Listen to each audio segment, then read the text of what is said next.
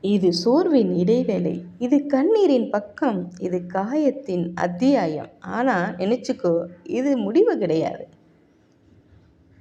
இது முடிவு இல்லை என்பதை நினைவில் வை. நீ இன்றும் உயிரோடே இருக்கிறதே தற்செயல் இல்லை. உன் வாழ்க்கை யாரோ ஒருவருக்கு ஒளியாக மாறும்.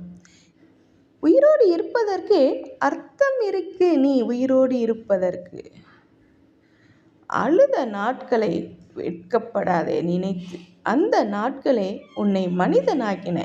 உன் இதயத்துக்கு ஆழம் கொடுத்தது அல்லவா? நிசப்தம் பேசுகிறது. சத்தமில்லா உண்மை. உங்களுக்கு பிடித்திருந்தால் பகிரலாமே. மற்ற ஒருவருக்கு பிரயோஜனமாக இருக்கும் அல்லவா?